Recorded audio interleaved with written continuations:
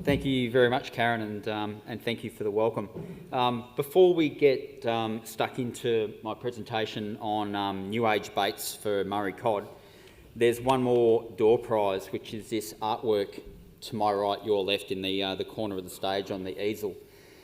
It's a piece of art that was commissioned by Andy Smith and I as ebb tide tackle from a friend of ours who's a very talented marine artist, Dean Carroll Ocean Art, and that particular piece of art is based upon a 70 centimetre Murray cod that Andy caught in Lake Eildon. And it was such a beautiful, strikingly lovely looking fish that Dean said, I want to draw that fish. We supplied him heaps of videos and photos of different angles of that fish and other fish to get the dimensions quite right, because Dean had never seen a Murray cod in his life. He comes from the Northern Territory. But he produced that piece of artwork for us that he's been selling as his brand, Dean Carroll Ocean Art. We've sold a few along the way. Fisheries have actually bought one of the big versions of that, which is a 1200mm print, 1 metre Murray cod, which is going to adorn the walls at the new hatchery in Shepparton. Correct, Anthony? I'm right with that.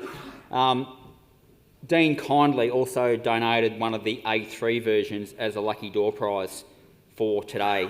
Dean couldn't make it here, so I'm representing him as presenting it, and that piece of artwork has been drawn. The winner is Daryl Seeger.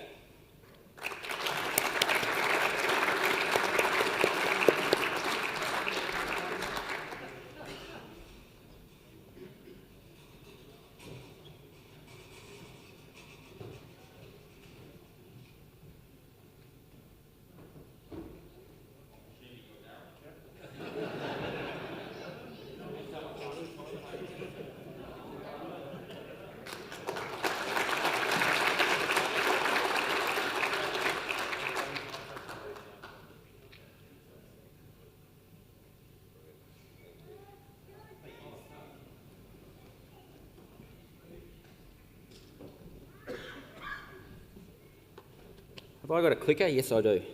We'll get into my presentation, which is about new age baits.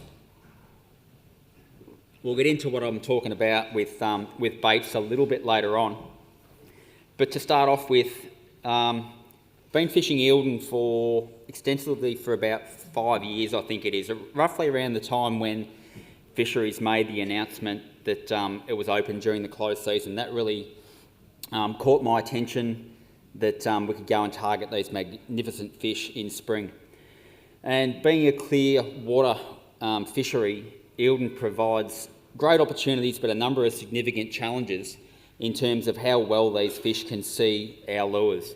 My first spring in Eildon was amazingly successful. I think that I might be stretching it as the years go by, but I think we scored 17 fish in that first spring.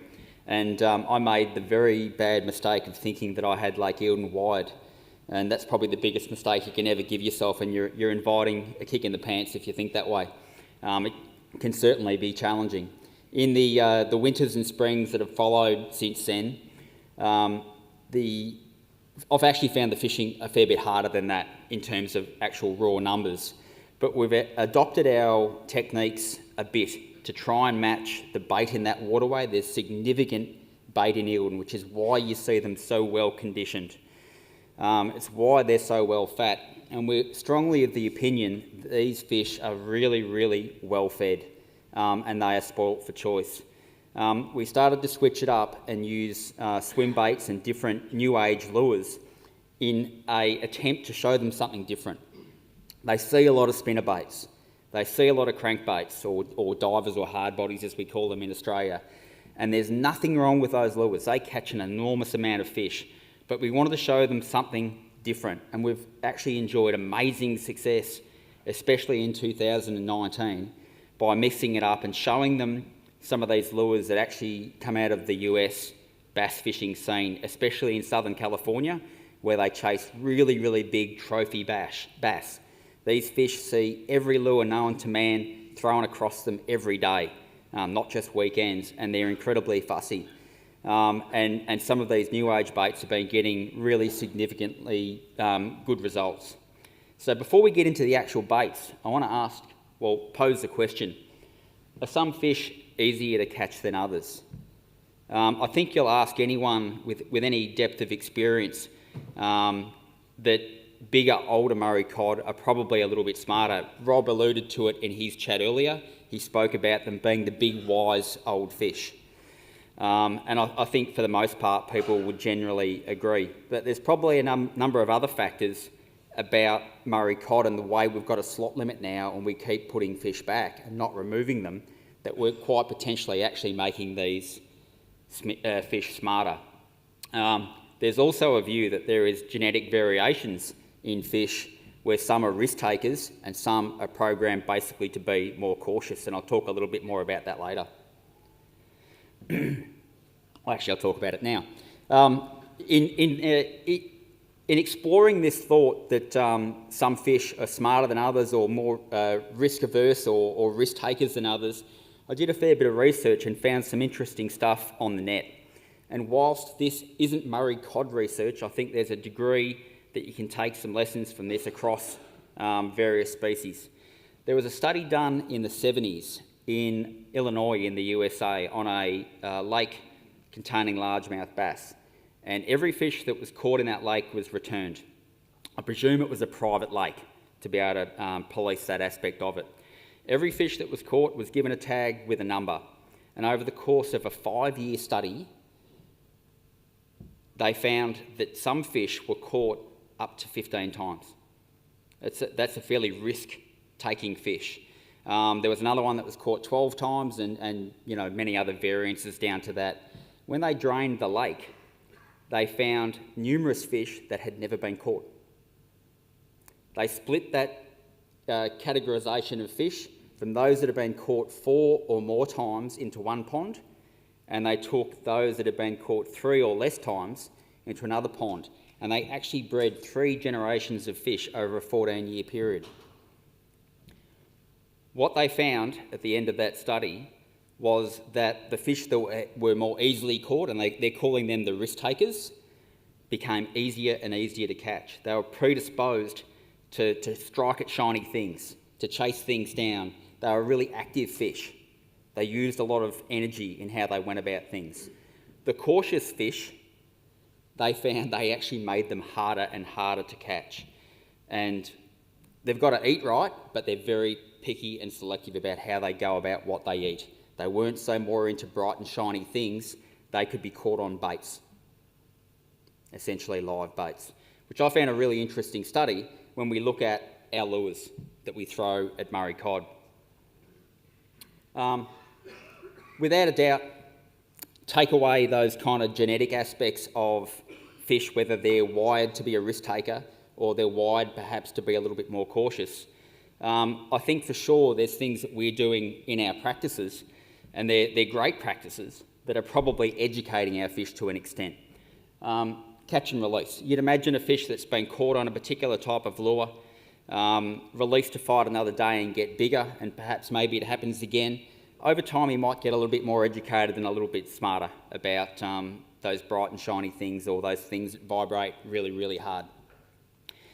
The risk-taking fish quite often might get, well, not quite often, but they might get removed from the gene pool, leaving behind those cautious fish that are less inclined to bite. Fishing pressure undoubtedly has an effect on the fish's desire to strike at a lure.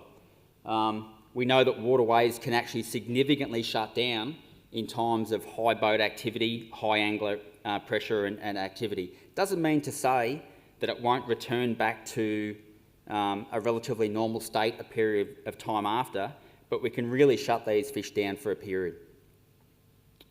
But at the end of the day, they do have to eat at some point. And in the case of some of our big Murray cod, like that 103 centimetre fish from Eildon, he's clearly eating a lot. So how can we catch them? So I'll move on to the discussion about new age baits. No, I'm not talking about those kind of baits, live bait, or I don't know how we categorise cheese. It's not a dead bait, I don't know, artificial bait, whatever it is, although cheese is real. They're not the baits that I'm talking about. I'm talking about these kind of baits. It's essentially a very US based term that we've adopted for a lot of our lures here. A spinnerbait, a soft swim bait, a glide bait, a crankbait, a hard swim bait, or a wake bait. They're terms that we're actually using day in, day out in our fishing and in our tackle industry, and that's what I mean by new age baits. I think for the most part, when we think of Murray cod fishing, we're probably Murray cod lure casting, we're talking about spinner baits and crankbaits for the most part. But there's new players on the scene, and they're catching a lot of really good fish.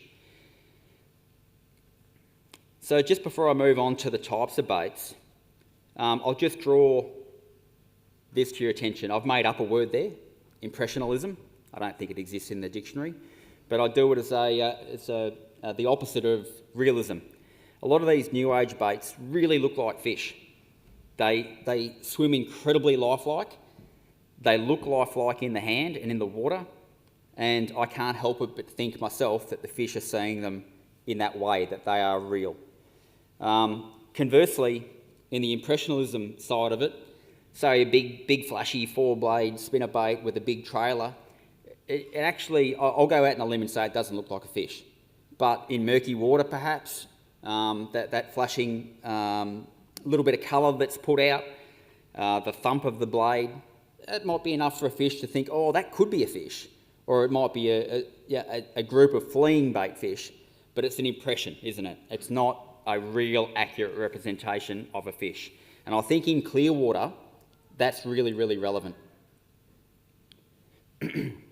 So we're talking about, with these new age baits, significant realism in looks. That's a roach and a bait clearly designed to look a hell of a lot like a roach. Realism in swim. Really accurate, enticing swimming actions that the baits that will glide and hang. Not all bait fish swim away hard. They're not all thumping, putting out massive amounts of vibration. I'd go out on a limb to say that a lot of baits get hit stationary in an ambush mode. And that's very hard to represent with a lot of the lures we use, is to make them actually stationary so a cod can engulf it. And in clear water, that realism in swim is really important. In fact, I'll say myself, I regard the swim of a lure, the accuracy with which it looks like a fish's swim, is more important to me than coloration or that accurate look, but that's just my view. So we've been fishing these new age baits pretty hard for not just in Eildon, a lot of other waterways, from Mulwala, which is a bit of a dirtier water, kind of, you've got that mid-clarity that you get often in Mulwala, or even clearer impoundments like Blowering or Copton Dam up in northern New South Wales, but mostly at home in Eildon, where we've enjoyed some really, really good success fishing these type of lures almost exclusively now, trying to represent actual bait fish as accurately as possible. And we've done pretty well with them. Not to say we wouldn't have done well fishing other types of lures, but it's the path we've gone down, and it's I'd say we've enjoyed our best winter yet on Lake Eildon this year, not just in terms of turning over some good numbers of fish, but our average size went right up. I think, I don't know what our actual average was, but I don't think we caught anything less than 80 centimetres, and we got a couple of fish in our little network of guys just over the metre, and lots of 90s. As a side point, how absolutely good is Eildon and the trophy fishery that it's actually become. I used to talk about Eildon's potential. Forget potential, it's here now. So moving on to a couple of the actual baits, and just to, I guess, basically familiarise yourself with them if you're not used to these new style of lures, what they are and what they're designed to do. And for the most part, I think wake baits are probably the easiest. They vary from lures that will work right along the surface and essentially have a slow swim or very slight paddle about them on the surface of the lure, basically to represent a land animal on the surface of the water. And there's other wake baits that actually do go subsurface. They're all definable by having a very sharply angled bib. Not a bib that faces forward like you might get on a crankbait that makes it actually vibrate really hard and dive down. They have quite a sharply angled downward bib, more designed around making the lure swim than making it go deep. You can add chin weights, etc. to them to make them go subsurface, but they're relatively easy lures to use. I find they actually bump over snags pretty well. I actually use Wakebaits in the Murray and find that, well, touch wood, don't lose too many. Got a short video here of the swim action. Hopefully this works.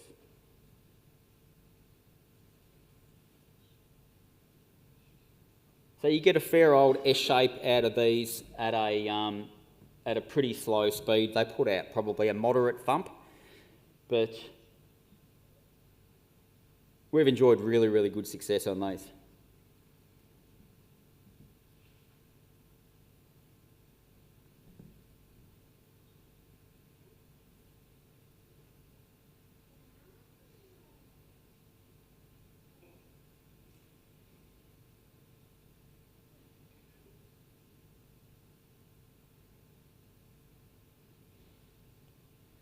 Next up is soft swim baits, and I think in your goodie bags today you've got a soft swim bait from Zerek in there. Enjoy that, and it might get you into a bit of this style of fishing potentially. Certainly give it a go. This is a bait that we've actually probably enjoyed the most success from. They're in the terms of these new age baits, they're the cheapest. They're essentially a big soft plastic. They rely generally on a large paddle tail to get the lure to create a thumping action through the tail. We use these really, really slowly in Eildon in clear water. We don't really look for the big thump that you're going to see probably in the video. Those videos, for mine, the lure's actually moving a little bit too fast. We like to fish these really slow, quite deep, and hang these in the fish's face. And the number of good bites that we're getting on these in lakes in probably the 4 to 8 metre range is I'll stand behind them any day. So lures like that, essentially they look quite accurately like a fish shape, and that boot tail creates most of the kick. Usually you get a little bit of head roll through the actual body as well. That's obviously on super slow-mo, that video there. That's sitting in current.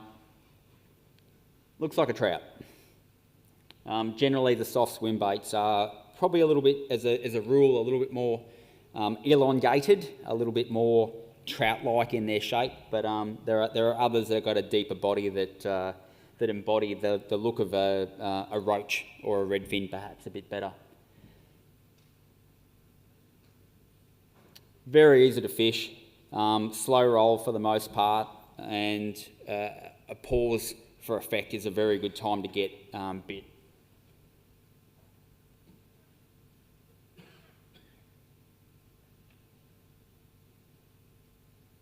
Hard swim baits. Kind of what I'll say here is what is a hard swim bait first and foremost.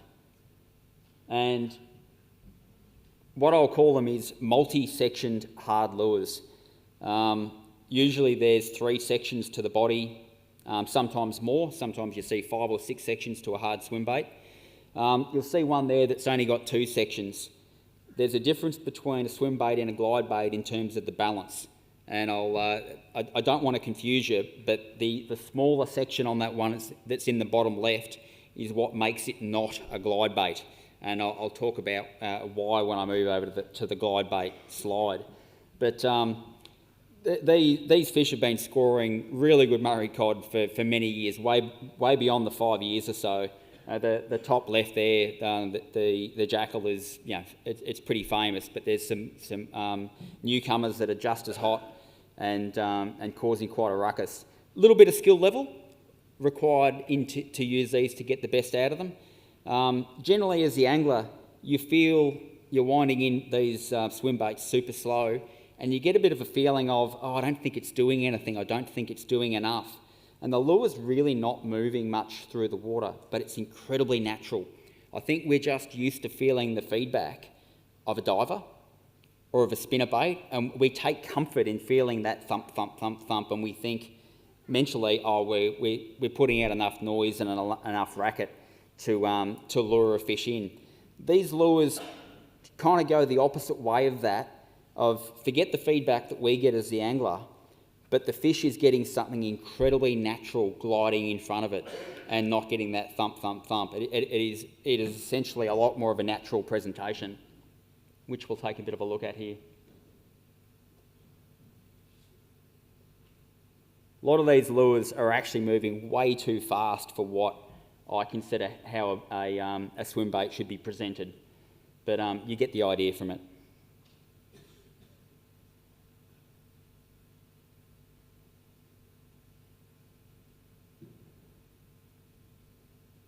A lot of these lures are probably a little bit more snag prone than what you're used to with a crankbait or a spinnerbait.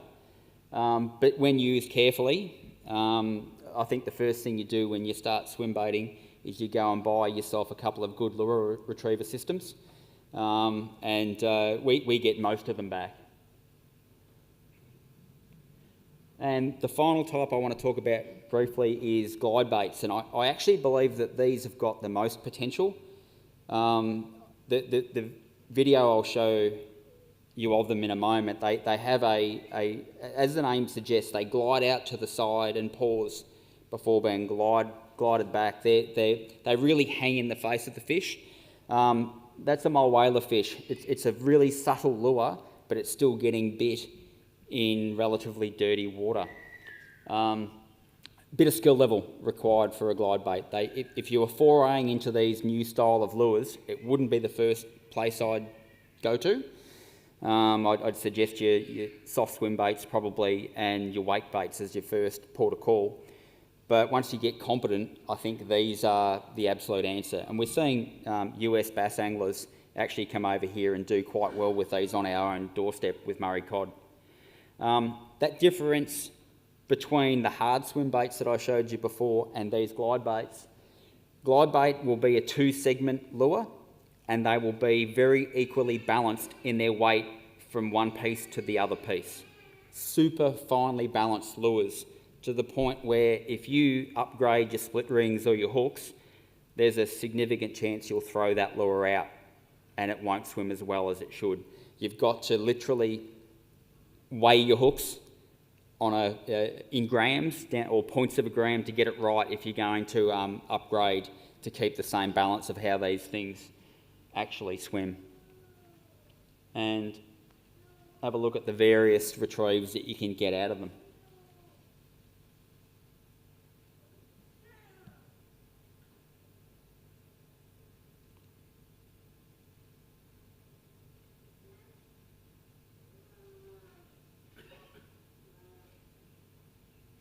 They're most dangerous on their paws, when they've gone out to one side and they hang out there.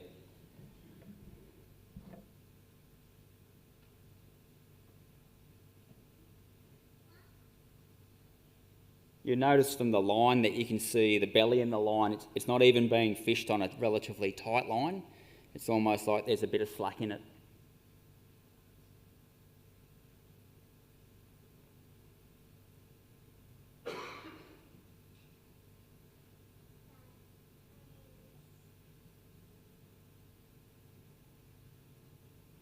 So that's where we hope to graduate to a little bit with our fishing with new age baits, is to being really competent with the glide baits, which they're a little bit trickier to use, but I think they'll be deadly when we get our use of them spot on. By no means am I saying, and I'll reiterate kind of what I led off with, that the other methods, the other lure types have had their day and don't work. Not for me in years. A good friend of mine, Cam McGregor, is a Murray cod guide, and he's always talking to me about what's new on the market, what's different out there, because the waters that he fishes are heavily pressured, and he likes to show them something new, put something new in front of their face. His view in the clear waters that he fishes is that these fish have seen every lure, they probably know it by brand, and they're looking for something that looks real and potentially haven't seen before. So give it some thought. Now I'm going to show you a little video of just a little bit of the action that we've had using wake baits and swim baits in a couple of different waterways, mostly Eildon. I think there's a little bit of the Murray in there. It's short, and it just gives you a bit of a feel for the excitement you can get fishing these types of lures. Now there is a language warning, and there is a naughty word, and I've got Taylor Hunt on the dump button. There you go, I've passed responsibility, and let's hope this doesn't come through. Was that a fair warning? All right.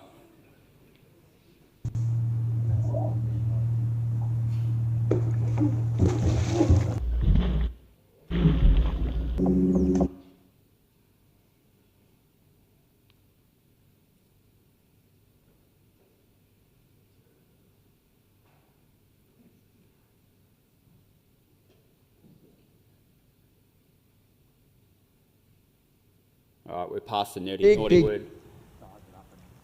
Yep. Definitely second rate. Oh, come on, good one. Oh, fish on. That needs to be. Fish on. Fast, drink. Go on.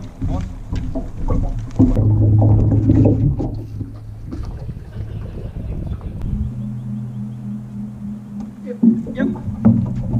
Fish on. Beautiful. As you can see, Andy Smith nearly needed a new set of dentures there. But it's exciting stuff. It's really good fun, and I think personally, for the way I fish in the clear water impoundments that we fish, it makes an actual difference. I'm quite convinced of that. You don't have to do it, but I reckon it's well worth a go. Thank you.